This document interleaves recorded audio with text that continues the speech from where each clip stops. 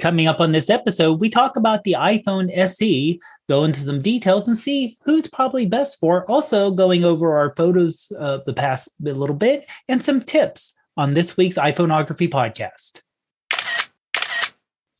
It's Monday, March 14th, and this is the iPhoneography podcast. It's Pi Day, Dave. How are you? I'm doing good. I hope you enjoyed some pie today.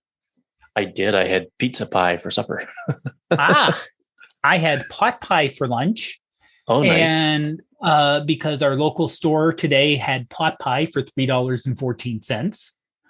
And they had dessert pies also for $3.14. Oh, cool.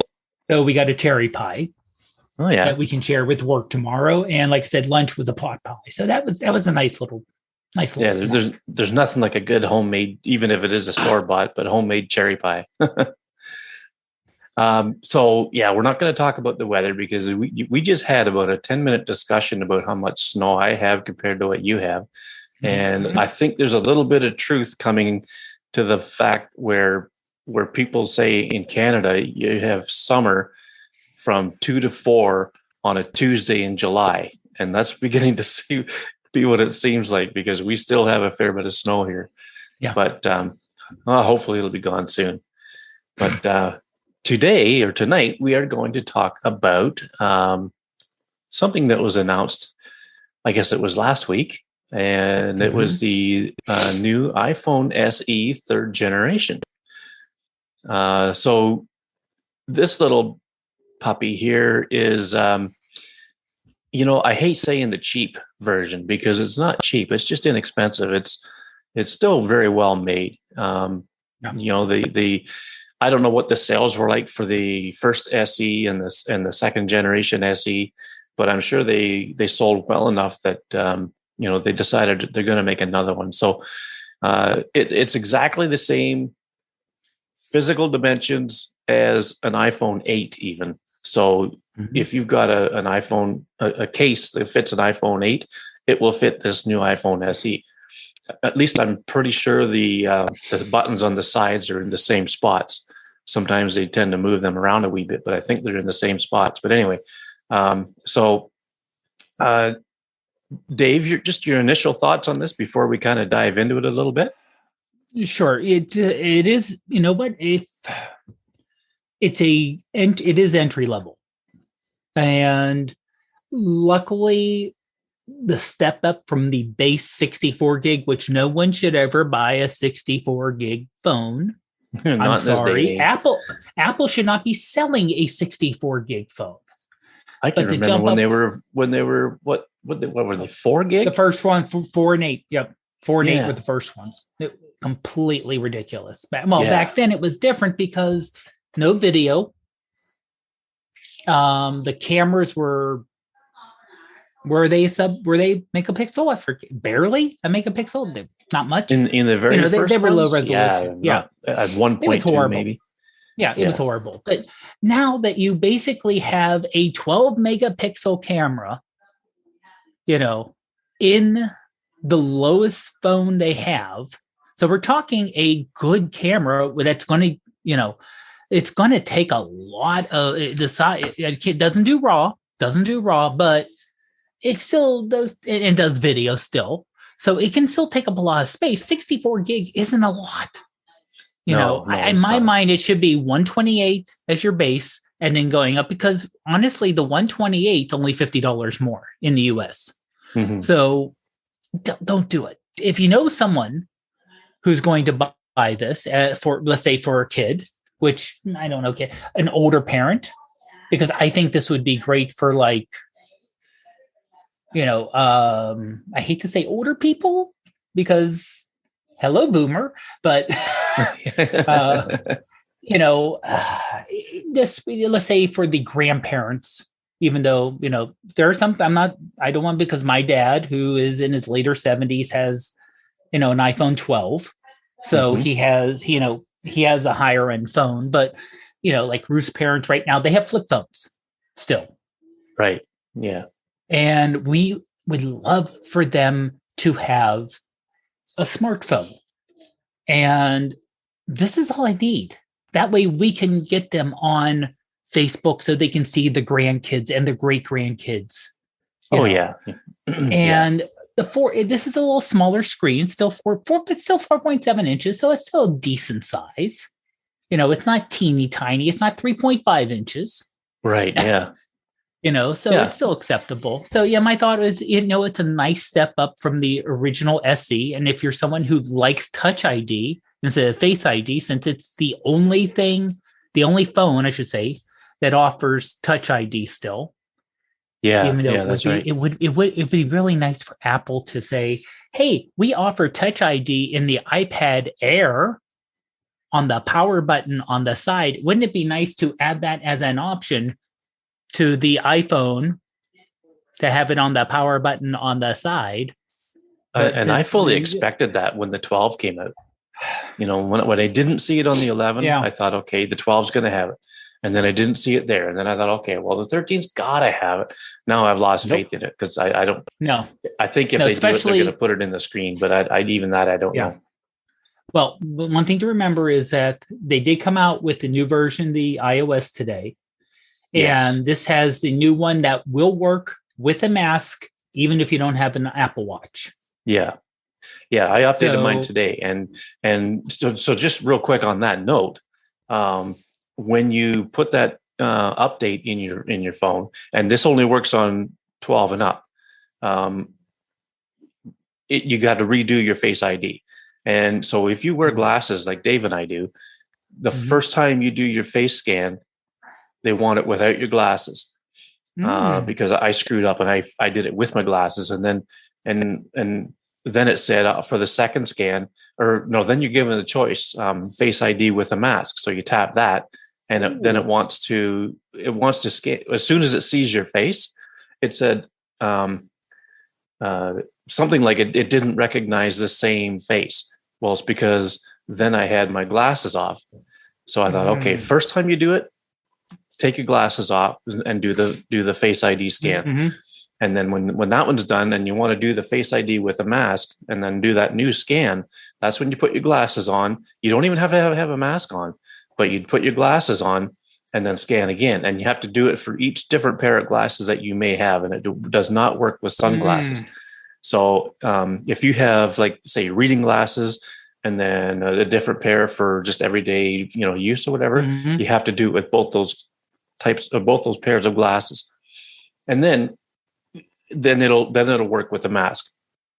So, that's just a quick update on what this iOS update 13 or 15.4 is the one that came out.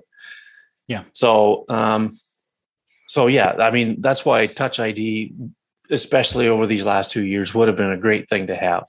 And but the fact that they're actually hard coding for masks still, that makes me think it's not going to come. Yeah. Yeah. So back to the SE.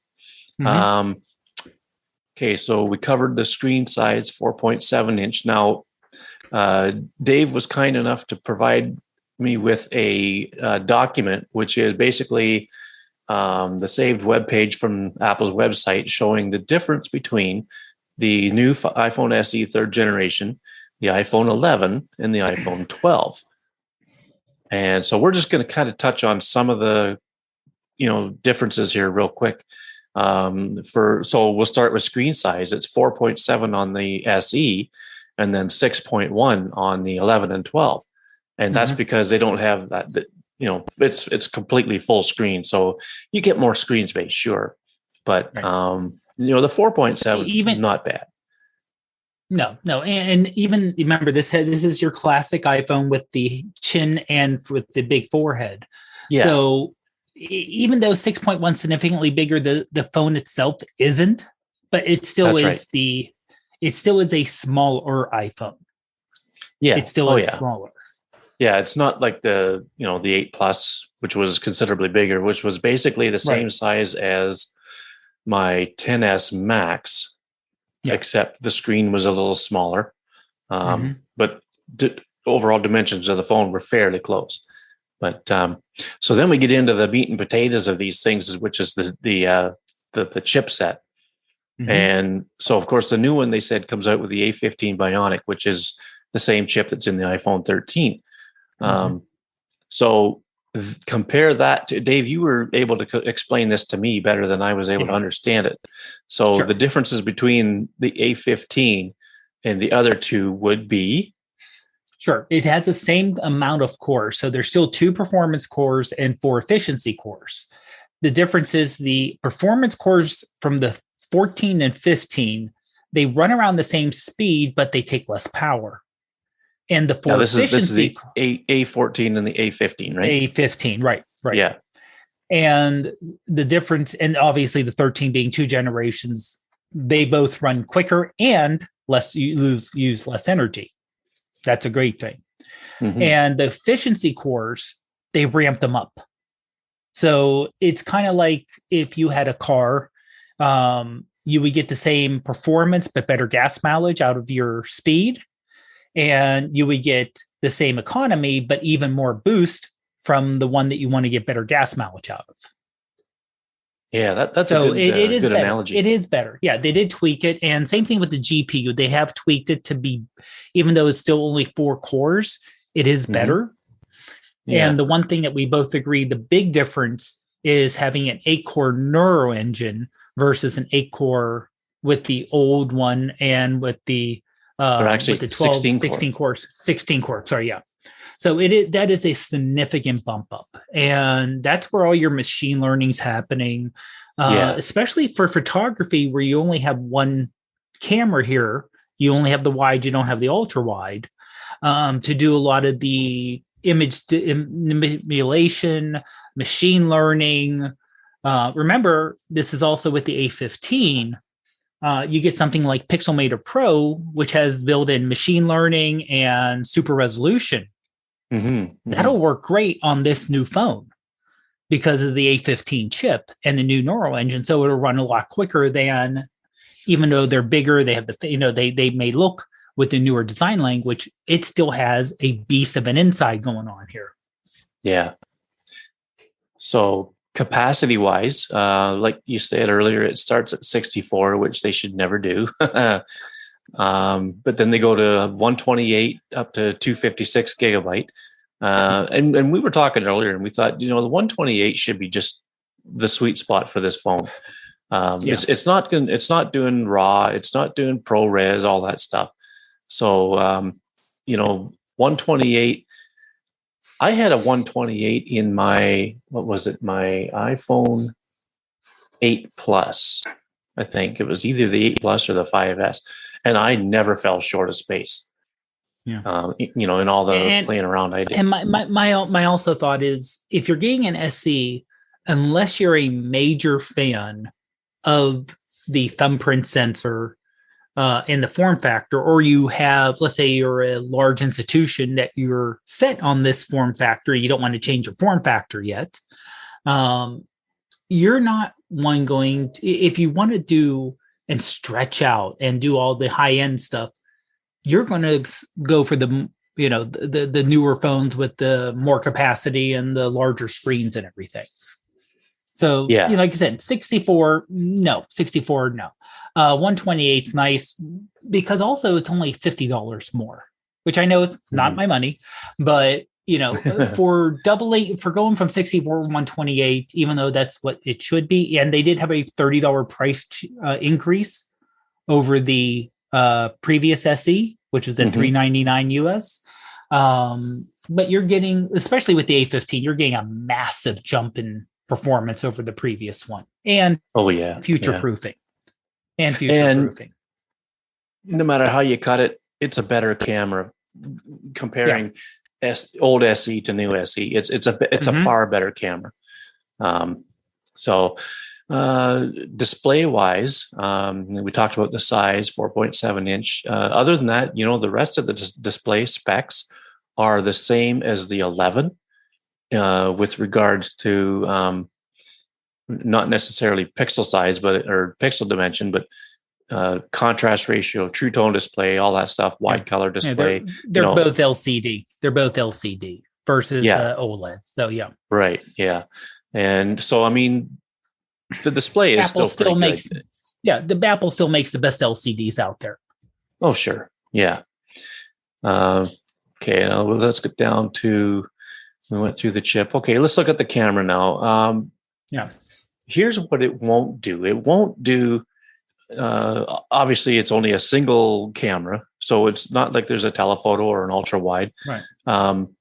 It does have digital zoom up to 5x, which, I mean, take a few steps closer. Take a few. Well, I'd say if you can. Yeah, if you can, take a few steps closer. If you can't, in a pinch, it's not horrible. Yeah. I would say if you go all the way up to 5x, yes, it can be. But if you're doing 2x, it's not going to kill it. Yeah. It's not going to kill it. So, and it has optical image stabilization, which is nice. It does do deep fusion. It has a 1.8 aperture.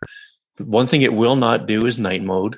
And, but it does do portrait mode with the portrait lighting effects, Smart HDR4, which is the latest version of that feature.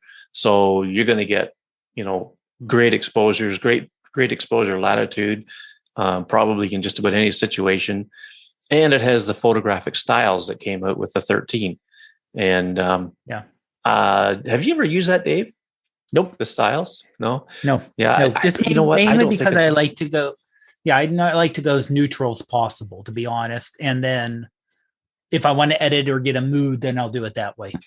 Yeah. And you know what? I think you're on par with probably 99% of the people, because I haven't heard of anybody that really talks about photographic styles. No. So video recording, the usual 4K, 24 frames, 25 frames, 30 or 60 frames per second, 1080 HD video, recording at 25, 30, and 60 frames per second, optical image stabilization for video, digital zoom up to 3 times. So one thing it does not have compared to the others is audio zoom, which is like picking up sounds from further away. Yeah. Like the iPhone 11 did that for the first time, and I thought that was just amazing. But it does the slow-mo. It does now it does have night mode time lapse. That's interesting. Yeah, and I think that's dealing with more on the chipset more than anything else. Yeah. Oh yeah, for sure. Yeah. Like you said, for video, you're not talking a huge difference between the 11 or even really the 12, except that maybe in fact the cameras aren't the front camera is where it steps down a bit though. Yeah. That's it. But the back camera is basically very similar to what you're going to get with the 11 and 12. So I don't think you're going to notice a huge difference per se. Yeah. Which I can see a lot of people complaining about that, saying, well, this is a brand new phone with a 2-year-old camera. I'm like, do you remember how those photos came out 2 years ago when the 12 came out, or a year and a half ago? People were blown away by the 12 photos, even by the 11 photos. Yeah. When the 11, yeah. I was just going to say, and you're not paying 11 and 12 prices. Yeah. Right? I mean, they got to leave some stuff out to keep the cost down, right? Exactly. So, and you're still future-proofing it, and you're still going to take great photos. Oh, yeah. Yeah, absolutely. You may be limited on the edge case will limit you. That's where you're going to get limited. It's like when it's really dark or about to get dark, or, maybe movement or something really unusual happening. But for 90%, this is going to be acceptable. Yeah. Oh, and you're going to make, we also remember taking pictures with you see people still take pictures with iPhone 6s and they turn out amazing. Oh, and that camera's not even close to this. So if you want to see how good the old phone, if you want to see how good the old phones are, look through the winners of the iPhone photography awards from last year. Some of those winning images were from older phones. And I mean, it's just, they're fine. They're absolutely fine. I've got a 10s Max. That's my beta phone that I run all the beta stuff on, and it still takes fantastic pictures.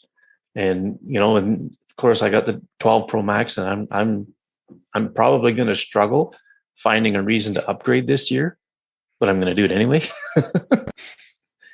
But because I go every 2 years, but the older phones, and even though this camera is what'd you say, Dave, 2 years old, the It's camera basically like technology, two to three. It's probably a mixture of 2 to 3 years old. Yeah. So, I mean, and that's just the hardware part. The software part is all new. So Exactly. And that can make a lot of difference, as we've seen from Google's phones, which are never as good on the hardware side, but they take amazing photos because of the software.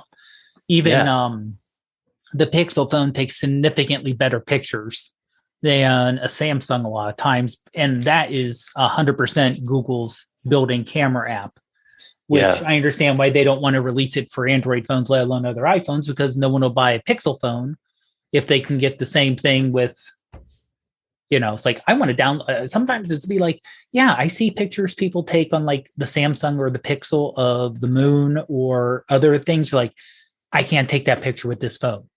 Mm-hmm. Even with third-party apps, it's really hard to get that quality. I would love it if Google would say, hey, here's our Google photo or Google camera app.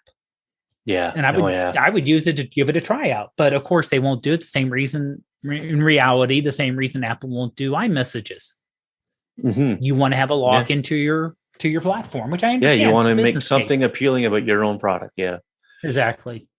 So, with regards to the front camera, the 11 and 12 have a 12 megapixel camera, whereas the front camera on the new SE is only 7 megapixels. So they talk about older camera tech. Yeah. So but it does have that smart HDR4. Yeah. So obviously you won't get 4K, because to do 4K, you need the 12 megapixel for video. That's right. Yeah. So that's one thing. So, but it does have the diffusion, which will help when it doesn't have night mode, but it has diffusion, which will help in that dusk situation. Yeah. So little help there. And, and for the folks that like to have fun with it, it can't do the Animoji or the Memoji because it doesn't have that sensor, sensor. Like the Face ID sensor or whatever that measures your face properly. So, and another big thing about this phone is it's 5G, right? Compared to LTE, which is what the old one has. And I find, so where I live, we have 5G here, but we don't have the millimeter wave that you have in the bigger cities in the States and stuff. What I find with 5G though is upload speeds are way faster. Download speeds pretty comparable to LTE, but upload speeds, I think for me, it was around 50 megabits per second, whereas on LTE, it's about 15. Oh, wow. So if I'm, say, sending Dave a picture that I took and I'm not at home and I'm out somewhere, I'll turn on the 5G and I'll send it, and it goes much faster. It's good for texting on like MS or SMS when like say somebody has an Android phone. It gets those messages out quicker and better than it does with LTE. It has its merits, and so that's kind of a plus. Let's see. Touch ID versus Face ID. I would say the lack of a millimeter wave is not going to affect anyone for a long, long time. Oh yeah. Yeah, because that is truly line of sight. So if you're actually not seeing the tower, in other words, if you're in the middle of a city and you're walking from one corner to another, you'll lose it probably still. Yeah. So I saw Marquez Brownlee just you won't see it. He went to forget what city it was, but this city where he doesn't live, they had this 5G, and he I think it was the S21 Ultra. He took that phone to that city, and he was standing on the street, and he was showing the 5G, whatever it was, with the high speed and everything else. Mm-hmm. He went around the corner and bang, it was gone. Yeah. So it's going to be quite some time, and I wouldn't be surprised if they didn't even go through with it all, because it's got to be such an expensive technology to put in place. With everything. I can see specific areas where, let's say arenas, around arenas, like sporting arenas. You could see that possibly major the only financial caveat centers. the only caveat with that would be if you've got that kind of service in such a small area, but if you got 10,000 people trying to use it, then it could bog down the system. True. So, but you never know. Who knows? Let's see. Okay, so battery life. It's got the wireless charging. Okay, so the iPhone 12 is up to 17 hours video playback. The SE, the new SE, is going to be 15 hours, so that's respectable. 50 hours of audio playback. So the battery is definitely improved. I'll bet you since the last SE. I don't have the specs up for it, but I'll bet you. I'll bet you it's and fast chargeable. You can get a 50% charge in 30 minutes with a 20-watt adapter or better. And you know what? I think that's about it. That's because the rest of the it's like it comes out to like a 13-page document, but the last 2 pages are footnotes. Yeah, there's a lot of footnotes there. And I don't think there's anything. Yeah, there's a lot, just a lot of, may require this and all this stuff. But which I understand they need to have out there for legal reasons. But stuff that nobody reads. But exactly, and so it comes in 3 colors: Midnight, Starlight, and Product Red. And I would have liked to have seen it in more colors, but again, it's the lesser expensive phone, right? So you can't have everything with it. So, all right. So go ahead. Let's say in terms of colors. Remind me to mention that when you're finished with your thought. Once we move on from this phone, because there's something I'm kind of kicking myself on that. Half kicking myself, I should say. Well, go ahead. I can remember my thought. Go ahead. Okay. Well, it's about the new colors with the 13. The green. Right. Because green is Ruth's favorite color. And I would have loved it if they would have had green out when we got our phone, even though we have clear cases. So the fact that I have the Sierra blue, which is such a light blue, I may have gotten the green. I kind of like the look of the green. And she definitely would have gotten a green for her 13. It's nice to have more colors on the Pro too, because normally when they come out with the new colors, it's only on the non-Pro. But again, that also would have meant that I wouldn't have had the phone for the last, 5 months or 4 months or whatever. 5 months or so. And I've gotten so much use out of it since then. It's like, it's, the color's nice. I could get a green case if I wanted to, though. I think they do have new green cases out. Yeah. So well, I can see your beef there. I'm not going to buy an Apple case. No. Okay. So my thought was, you kind of touched on this earlier when we first started talking about this phone, but and when you said older generations, or younger kids, like teenagers or whatever. But as far as for photographers, who is this phone for? I would say, go ahead. Let's say for photographers, I would say no one. I'm sorry, but the camera's not as good. It's a couple-year-old camera. Again, you're going to take you're still going to take good photos off of it. You're not going to take great photos. The image processing is a major step up with the A15 chipset. But if you're serious about photography, I would take it. And if you can afford it, the 12 is a much better. And the 12 is $200 more. It's almost $300 more. So the 12 is a significant money step up. If it's between the SE and the 11, it's a toss up whether you like Touch ID or Face ID. Between the 12, I would say check your budget and see if you can, if there's any special deals. Also, I don't think we did a quick check before we went on. There's no special deals right now on the SE that I could see, but your local carrier may be giving special deals since it's new, in a week or two, or Easter sales or whatever local holiday you might have sales, where this phone may be, instead of, $15 a month, they may push it down to where this is their free phone, or this is the $5 a month phone. Mm-hmm. And if you need a new phone and you're limited on your budget, which at this point people are saying, well, just go. No, smartphones are almost a necessity these days. If you have a job and you're dealing with people, my in-laws have flip phones. They're the only people I know who have flip phones. We've been trying to talk them into getting smartphones, just because we would like to FaceTime them, or say, hey, the grandkids and the great grandkids posted something online. You should go see the picture, instead of us having to go over when we go grocery shopping for them and say, here's what the grandkids posted about the great grandkids, or here's this, or, here's a funny little thing that the dogs and cats did. To say, hey, let me share this with you. Boom. I can do it with my dad, who does have an iPhone. So, for someone like that, I think that would be great. But if you're somewhat serious about photography, I would say, either hold off or wait, because it's going to hamstring you.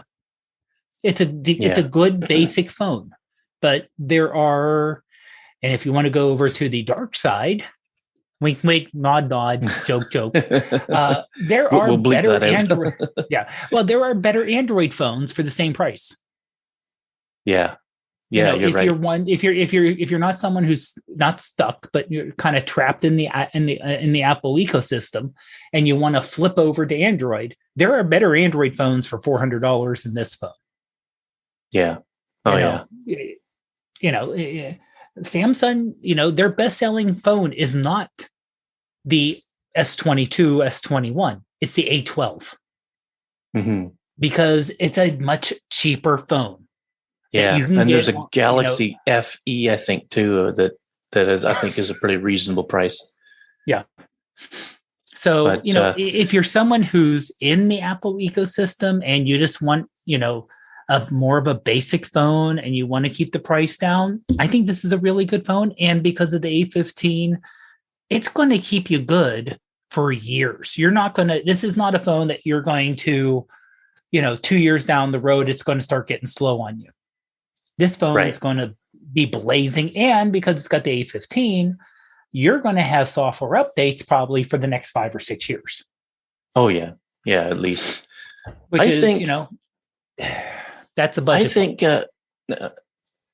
this could be a good phone for serious photographers who do a lot with something like Hipstamatic. Hipstamatic, I tried to get into it one time and I just couldn't do it. It's just not my style. But, before this podcast changed to what it is now, back when when I was doing the interviews, I interviewed Eric Lieber from New York City, I think it is. Yeah, New York City. And he's a real huge Hipstamatic fan. And this something like this would be great for him, as long as he didn't care about the single camera thing. If you don't mind just using a single camera, this phone would be great for Hipstamatic, because it's got the processing power to deal with anything you want to throw at it. And it's I always look at Hipstamatic as being like a point and shoot type of thing, because once you get your filters and your camera things all set, you just take the picture and bang, you're pretty much done. You could probably do a little bit of editing afterwards, but somebody who uses a dedicated app like that a lot, I think this could be a good solution for them. If they're looking for a new phone. So, all right. Well, that's pretty much it on the SE. Bottom line is, I think it's a pretty good phone for the buck. And is it for me? No, because I've got to have my telephoto. But pretty decent phone, and like you said, it's going to be it'll be you can do software upgrades for years to come with it, so it's going to last you quite a while. So that's a good thing. All right, so let's get into some recent photos that we've taken, and we'll start with you, Dave. And okay. So, listeners, look on your screen, and you'll see a photo of a whole pile of little cuteness here. So, what are we looking at here first, Dave? Sure. This was actually taken on the day that we got all the snow. So we did get 6 inches on Saturday, all gone now on Monday night, but we did get 6 inches of snow. And Belle loves her little red chew bone here. It's a kind of a silicon squeaky bone. And she ran up the steps with it. She ran outside. She dropped it, did whatever she needed to do. She came back inside without the bone. And I went, Belle, go outside and get your bone. And she went outside, picked it up, and brought it back in. And so this is a picture of her kind of just standing in her kitchen floor here with the bone in her mouth and just being so freaking happy that she has her bone right now. And if you actually could look at it as a live photo, you will see her tail going 50 miles an hour. Yeah, I did notice that. I noticed it was a live photo. So I tapped and held on to it or whatever to play it. And I just love the way her tail's just going back and forth like that. It was really cool. But I just love the detail that gets brought out in her fur, because we all know how hard it is to get dogs to pose, Yeah. And she's, she's 3-4 years old, but she's still rambunctious. And, anytime I bend over to take a photo of her and Charlie both kind of run right up to me like, "You're taking, what are we doing? What are we doing?" Yeah. So just having her just kind of sit there long enough where it's like, okay, picture. And like I said, she is just so freaking happy to have that bone. Yeah. Yeah. I wish the podcast app, when it shows this picture, I wish it could actually play the live photo, because it's just so cute. Yeah. And, how old did you say she was? I have to think real quick. This is one, I'll say this, one advantage of Google Photos is that they do let you search by animal. So I can go back and see the first time we got a picture of her. So she's just over. So I can see we got her in December 2017. Okay. So she's about 4.5 years old. 4.5 years old now. Yeah. Okay. Yeah, because our dog Hannah, she's going to be 10 years old in another week or so, and she is just like massive puppiness. Mm-hmm. Oh yeah. No one can see this, unfortunately. That's when we got her. Yeah. So she was a little scrawny little thing with all her puppy fur and everything, and she was just a little ball of happiness and joy. Oh yeah. And still is. Oh yeah. Yeah. So your next photo. Yep. Now this is similar to one I showed last time. The difference is the one last time was taken during the day. This was taken at night of the moon. Now, obviously, when you blow it up, it loses some of its resolution. But this was taken with the Reflex app. I did try taking a similar photo with the built-in app, and it was a giant ball white fuzz. But I was able to get crater details on the moon here. So and this was handheld. Oh, really? This was a handheld. Yeah, this was a handheld shot. So what I did is I did the exposure control and did -8 to get rid of the brightness as much as possible. And this is where a telephoto clip-on lens may have helped, because this was the 15x digital zoom. So, but this was just me holding it, looking up at the sky, holding it with both hands, and just taking the photo and just kind of, the phone, it's like, the moon is there. Wait, hold your breath, trying to keep the camera still, and then taking the photo there. But like I said, yes, I know this is an example where the Samsung can blow away the iPhone, unfortunately. Not unfortunately, the Samsung takes a good photo, but that the iPhone doesn't match up. I was kind of hoping they do that with the 13. But honestly, though, for a handheld shot, I'm pretty happy with the way this did turn out raw, and I did do some editing in Pixelmator Pro to tighten it up a little bit. But I'm still pretty happy with how it turned out. Yeah. What surprises me is being handheld and zoomed in that much. It's fairly crisp. Yeah. You got the lack of detail because of the zoom, but like you said, you've got crater detail, and the edges aren't blurred like you might think they would be from camera shake, and it's a half moon. Other than that, it's pure black sky behind you. Yeah. And do you remember what the shutter speed was? Oh, I don't. Let me see if I can look it up here and see if it'll show it or not. Let's see here. This one was 1/418th of a second. Well, that's pretty good. Yeah, and this one was a minus 6.4. I did another one a couple days later that was a -8. Oh yeah, with the exposure. So yeah, because once you get something that works out, you want to try it again and again and again. It's like, wait a minute, that works. Let me see if I can try it on another night and another location. Their one turned out about the same in terms of quality, maybe a little bit better, but pretty close. And their one was also handheld. So again, and also when you zoom in with the handheld, you're going to get some issues going on there. But like I said, it's still better than any other iPhone moonshot I've been able to get. Yeah. Now this next one is really interesting.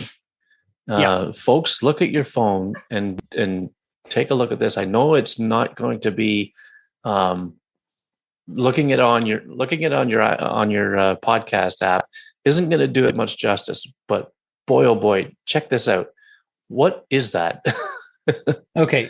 Now I'll say this, all these photos, let me make sure the moon one's up there. I don't know. I could have sworn I posted. I did post the moon one. Okay. The Bell one is the only one that isn't on my Instagram. So you can also check on my Instagram also. Okay. And see both the moon pic and this pic, which was a pic of a plane going through the sky. Oh, okay.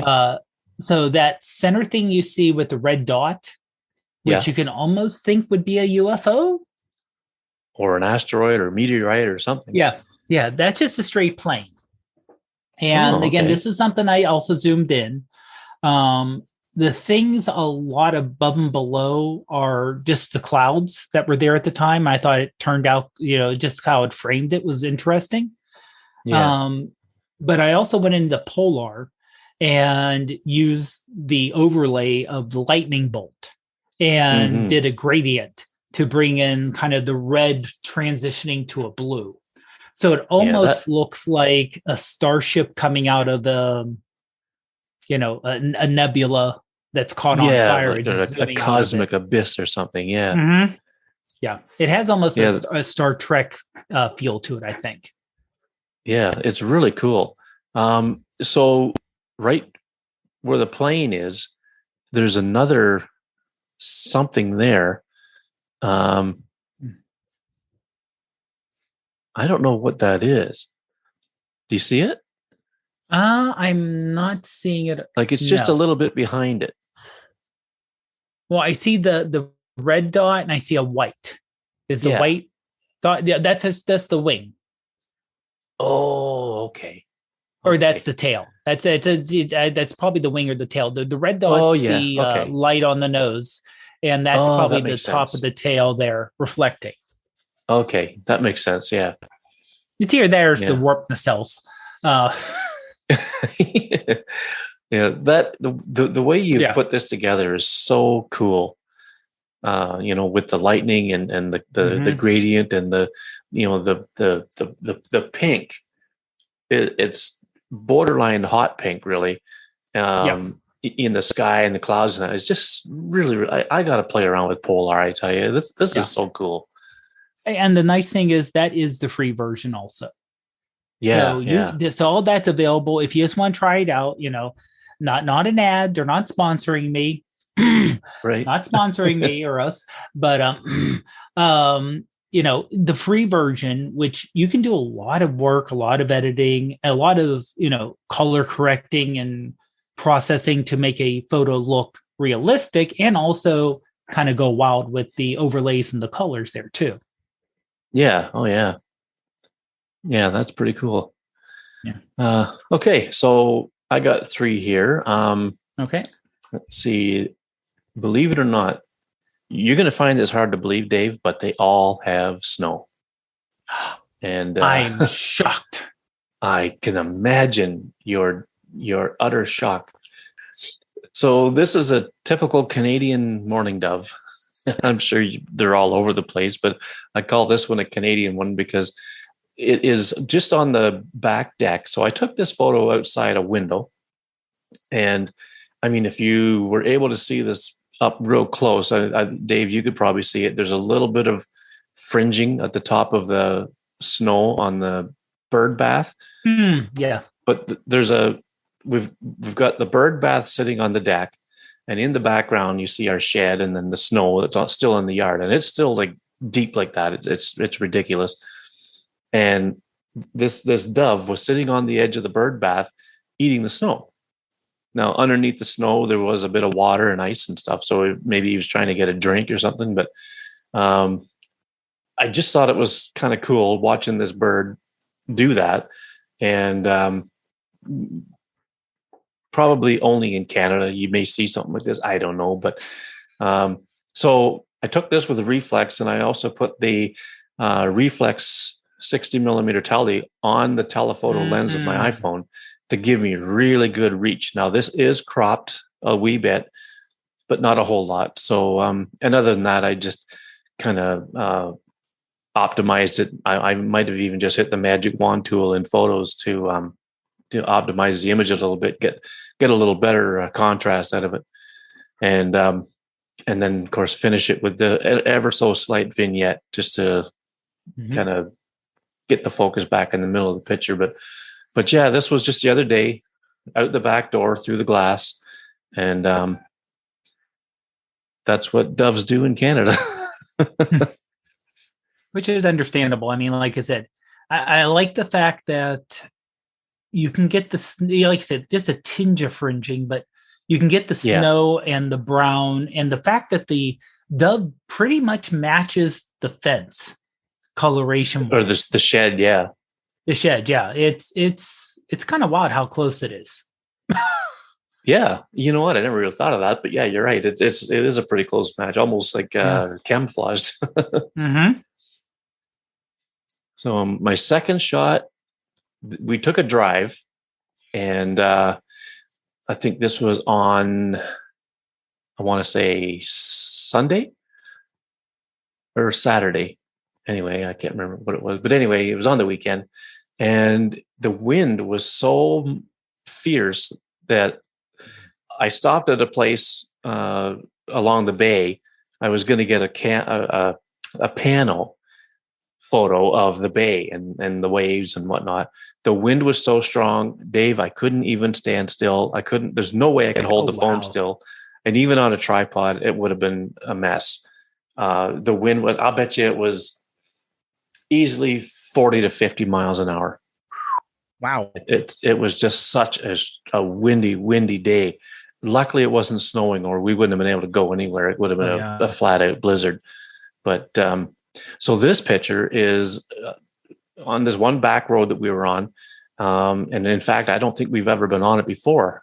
But I saw this little corral or whatever with these horses, and this was a fair piece off the road. So again, this is with the reflex lens over the telephoto camera.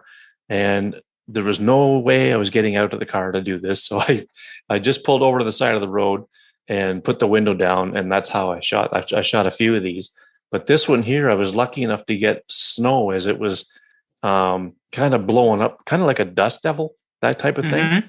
Yeah. And with the dark trees in behind it, it really shows up well. And That's the horses were looking at me, probably thinking I was crazy. And I was just thinking they're crazy for being out in that cold. Like, it was really cold too. And, but yeah, it was just really cool the way the snow was kind of blowing up, like in a,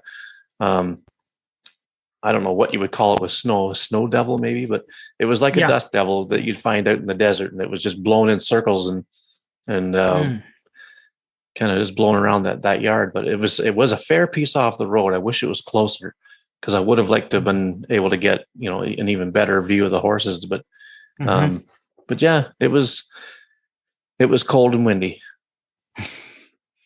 That is one thing about snow, is it really helps if you do have a dark background, because if you're trying to take a picture of the snow coming down and you have a white sky, it's almost impossible to capture the snow. Yeah, for sure. And now leading into my third one, which is a windmill. Just it looks like it might have been about 15 feet high out in the middle of a field. In the distance, you can see some of the snow blown a bit. Again, this from the car, from the road. But this one was with no lens over the camera. It was just my telephoto camera. And the wind was blowing so hard that the windmill itself was spinning, but the shutter speed, I'll try to look it up real quick here, but the shutter speed was fast enough that it just froze it. I think excuse me, you can't even tell a motion blur on it or anything from the distance. Yeah, it was 1/2370. Oh wow! So it was a pretty fast shutter speed. Yeah, but yeah. Do you have any idea what the windmill was used for? Could have been just like for measuring the wind or the wind direction, maybe. Yeah, it's literally out in the middle of nowhere. I mean, I don't see anything else around it that would like power or, Yeah, there's a house off to the left of the frame, but really I don't think there's any. Maybe it's just for decoration. I don't know. Obviously, it doesn't really serve much of a purpose other than to show wind direction, maybe. But now, to your statement there earlier about the background, I wish that this thing was a little taller so that the windmill itself didn't have those trees in behind it. I wish it had the sky behind it, because then it would have shown better. Right. And with that wind, it was just impossible. I couldn't get out of the car and walk closer to it, to get a different angle, because the wind would have just blown the camera around. Even the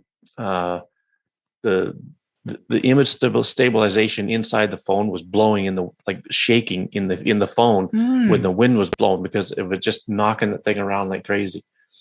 When I was outside, was this one taken from inside the car then? Yeah. Oh yeah. Just put the window down and held the phone up and took it. And I did crop a little bit off this one too. Obviously, it's a 16:9 ratio, but there was just a little too much sky. So I just cropped a bit of the sky off and a little bit of the foreground off. And it basically a windmill out in the field with trees off in the background. And the snow is just blowing like crazy, or the wind was blowing like crazy. And so much so that some of the snow has cleared off the ground a bit.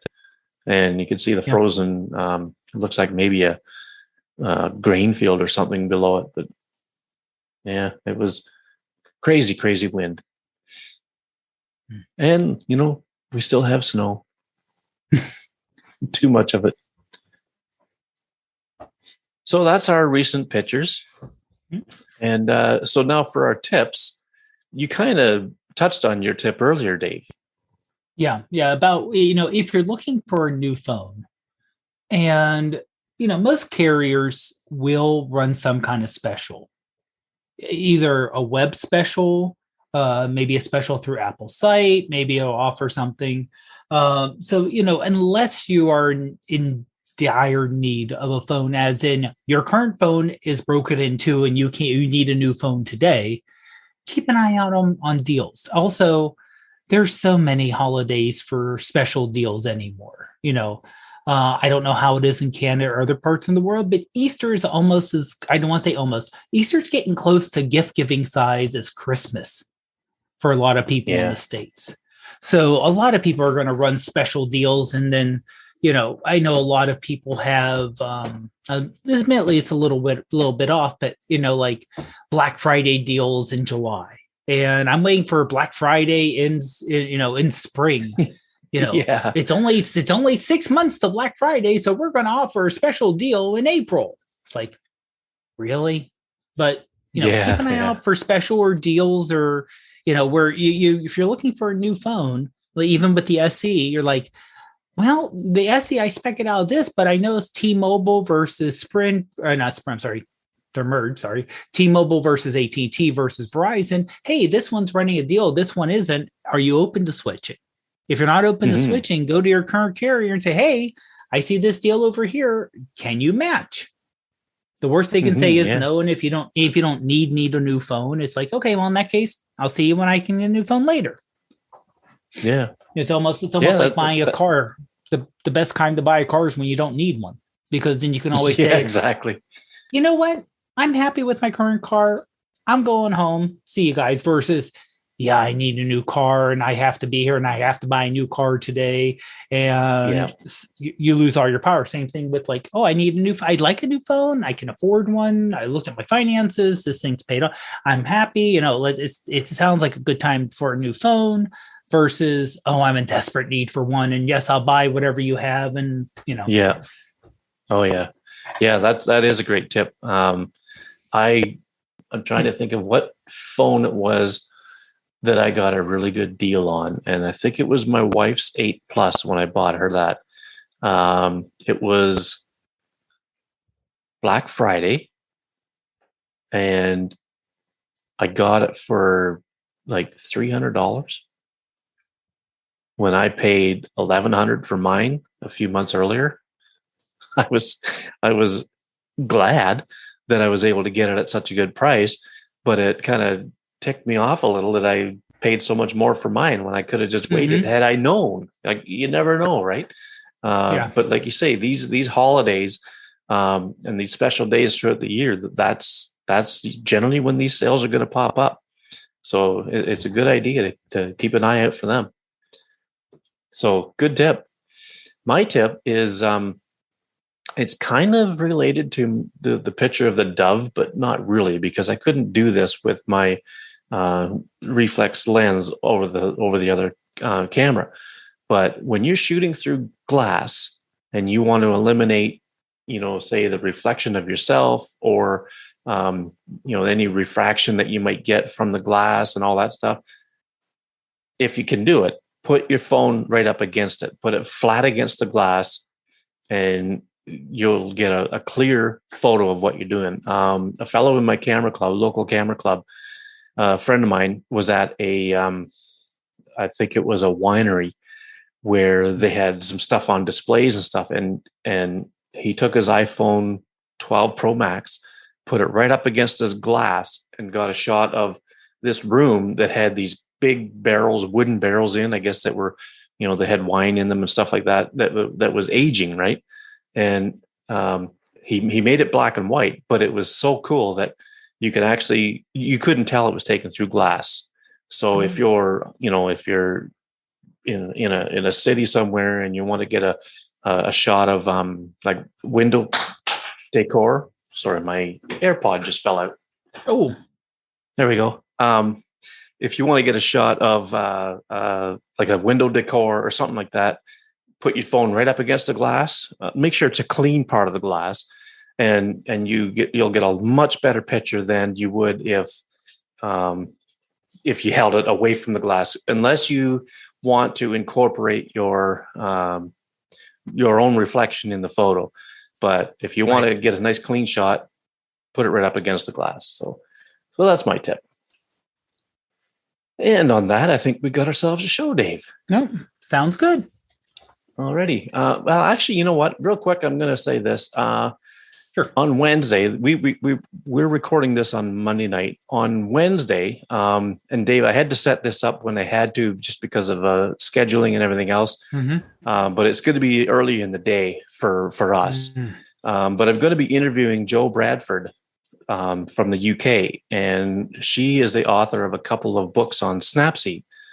And so I will do that recording, and then probably just put it in our next episode. And depending on how long it is, if it's a good an hour long interview, then I'll maybe put it out as a separate show. But yeah, I'm gonna do that interview on Wednesday, and it should be a fun one. She's been on with let's see. I know she was just out with talking to Mike James a couple of days ago. And I know she was on another podcast somewhere. I forget who it was, but or maybe it was a YouTube interview I saw. But anyway, no, she's a real fun gal, and I look forward to chatting with her about her new books. And I think she's got another one in the works, maybe.